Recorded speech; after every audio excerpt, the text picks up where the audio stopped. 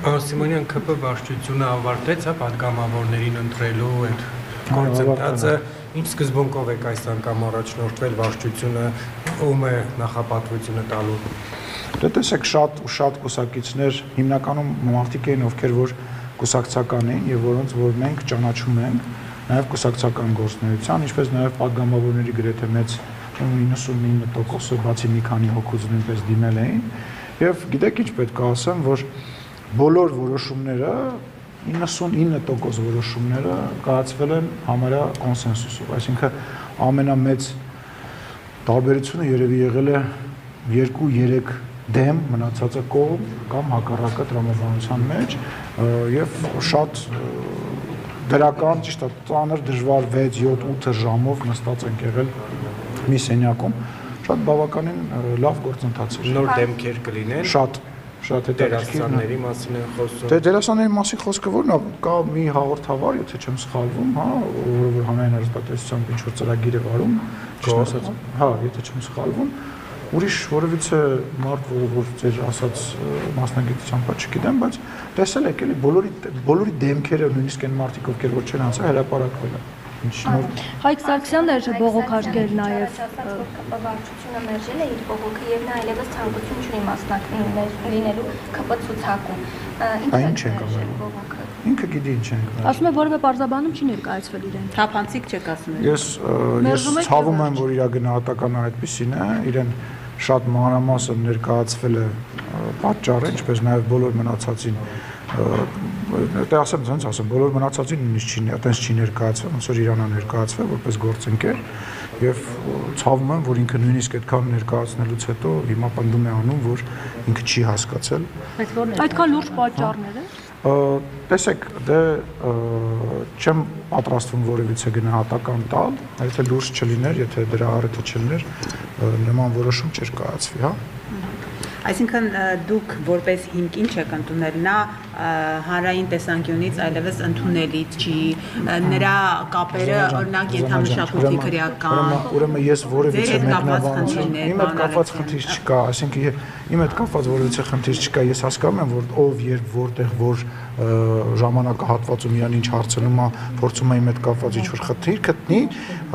ինքն էլ ցավոք սրտի չի ասում, որ չէ, դա չի խնդիրը, հույս ունեմ կնայի այս հարցազրույցը եւ դուք չեք պատճառը խոսքով։ Լսեք, ես չէի կարող այդ պատճառը լինել եւ ես ընդհանրապես պատճառ չեմ 6 տարի ով ինչ հարցեր ասում, բուկմեյքերական գրասենյակները ես 1 միլիարդ 500 միլիոն դոլար փող եմ բերել, բայց դա որևիցե կապ չունի այն ամեն ինչի հետ, ինչ որ տեղի է ունեցել։ Իրան հարցրեք, եթե ինքը կուզենա մեկնաբանի, ես որևիցե այլ մեկնաբանություն չեմ անելու, վարչության որոշումները հրապարակային են, իրեն էլ շատ լավ բացատրվել է, ցավում եմ, եթե ինքը չի հասկացել ինչի մասին է խոսքը, դերևս երևի դա է եւս նույն խնդիրներից մեկն է, որ ինքը չի հասկանում ինչի մասին է խոսքը։ Անչափ բացարձակ։ Պարոն Սիմոնյան, Հարությունյանը զայրացրել է իշխանության միլիոնավոր դրամների պարգևավճարի բաժանումը գործադիրում հատկապես, որտեղ հա մինչև 9 միլիոնի է հասել վարչապետի պարագայում 11 միլիոնի ու աղքատության այս պարագայում այս փողերի շռայլ բաշխումը սեփական թիմակիցների միջև որքանով է ընդունելի ու ազնիվ։ Ուրեմն դրան նախ վարչապետը պատասխանել է իր երեկվա ասուլիսում, ես ուղղակի կավելացնեմ, որ այն մարդիկ, ովքեր որ ուզում են որպեսզի Հայաստանի Հանրապետության յուրաքանչյուր քաղաքացի լավ ապրի, պետք է ունենան մարդկանց, ովքեր որ դա իրականացնեն։ Իսկ այն մարդիկ, ովքեր որ պետք է դա իրականացնեն, չեն կարող լինել ոչ արհեստավար, չեն կարող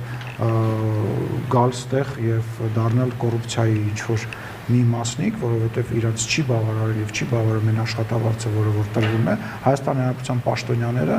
ստացել են եւ ստանում են ոչ բավարար աշխատավարձ։ Իհարկե դա միգուցե էմպաթիա չի առաջացնում, որովհետեւ պաշտոնյան 20-30 տարվա մեջ ընկալվել է որպես հարուստ մի օլիգարխ, որը ձեռի հետ նաեւ պաշտոնյա է, բայց եթե դու ուզում ես ինքնաթիռը A կետից B կետ հասնի, քո ինքնաթիռը վարող օդաչուն պետք է արհեստավար, լավ վճարվող եւ նորմալ որովհետեւ օտաչուներն են խնդիր առաջացնում։ Իհարկե, բայց դա չի նշանակում, որ մենք պետքա մարդկանց, ովքեր որ սեփական հացի խնդիր ունեն եւ վարկերի մեջ են եւ մեծ խնդիրներ ունեն եւ իրանց գալիս են ինչ-որ տեղից փող են առաջարկում,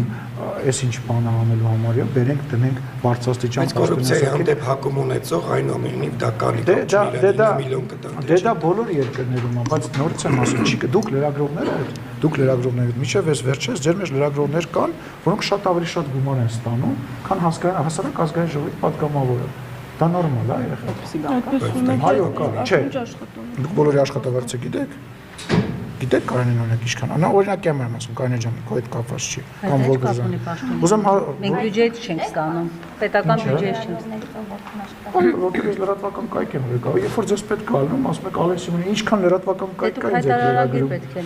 Ես արդեն քանի տարի է լրացնում եմ հայտարարել, նոր վերադառնանք հա թեմային։ Չի կարող մարդը, որ անընդհատ էկրանների առաջ է եւ ով պատահի, ով որոշում է, որ ինքը պետքա քաղաքականությամբ այդ մի քանի ժամ զբաղվի, վերջի բառերը ասի, մարդը, որ պետքա Հայաստանի Հանրապետությունը ներկայացնի միջազգային կառույցներին, ասենք մարզիկների վրա օրինակ բերեմ, ասենք եկեք մարզիկներին գումար չտան, մարզիկները չկարողանան հագնվեն, չկարողանան պարապեն, չկարողանան գնան, հետո ասեն բախի չենք մենք մեդալներ շահում եւ այլ։ Հայաստանի Հանրապետությունում աղքատություն այո կա, աղքատության դեմ պայքարը մղվում է, բայց Հայաստանի Հանրապետությունում կան ուսուցիչներ, որոնք ազգային ժողովի падգամավորից ավելի շատ են ստանում։ Հայաստանի Հանրապետությունում կան զինվորականներ, որոնք Հայաստանի Հանրապետության падգամավորից շատ են ստանում։ Տեսեք, ես բերեցի падգամավորական դաշտ, բայց նորից եմ ասում, ասենք բանկերի խորհրդի նախագահները Հայաստանի Հանրապետության նախագահից, վարչապետից, ազգային ժողովի նախագահից մի քանի անգամ շատ են ստանում։ Հիմա դուք ուզում եք, որ լինեն մարդիկ, ովքեր որ այնքան գիտելիք ու այնքան եռանդ ու այնքան աշխատանք դնեն, որպեսզի այդ աղքատությունը գնալով կչանա, թե ուզում եք, որ բոլորը, եթե այսինչ մարդիկ մի փոճուր զանգված կամ մի ինչ-որ զանգված աղքատա, մնացածներ պետք է աղքատեն, հա, այդ տրամաբանությամբ 5 տարի աշխատել է։ Այլ ուժ Նարեկ Կարապետյան, երբ ասում էր, եթե իրենք իշխանության, Նարեկը Կարապետյան, ասում էր, եթե մենք իշխանության ունենք, մեր վարչապետը 1 դրամ է ստանալու։ Ես ուրախ եմ Նարեկի համար, չգիտեմ ինքով, անկեղծ ասած, թողին մեր ձևով շարժման համակարգով։ Հա, լավ, շատ լավ է, բա ինչի միջև էս իրանք այդքան չէին ստանում։ Բա այն փողերը որ Հա, հասկացա։ Իսկ իր բանը, իր հայրիկը, երբ որ աշխատակազմի ղեկավարն էր Սերժ Սարգսյանի մի դրամ էր ստանում, զուտ հետաքրքիր է, կհարցնեք իրան, քանի դրամ է ստացել, լինելով բավականին հարուստ ընտանիքի ներկայացուցիչ, քանի դրամ է ստացել իր հայրիկը Սերժ Սարգսյանի աշխատակազմի ղեկավարն է եղել, չէ՞, թե չեմ սխալվում։ Քանի դրամ է ստացել։ Դե հարցրեք նա թող պատասխանի։ Պարսմյան, ընտրություններից 6 ամիս առաջ այս պարգևատրումները, այսպես ընտրակաշառքի թիմին կողքը պահելու, օրինակ կարող եք մյուս անցած տարի էլ անեք, ինչու հենց ընտրությունների նախաշեմին այսպիսի որոշում, պիլոտային ծրագիր, ըստ տեղեկությունների մեծ մասամբ պետական համակարգում յուրայիններին պարգևատրելու,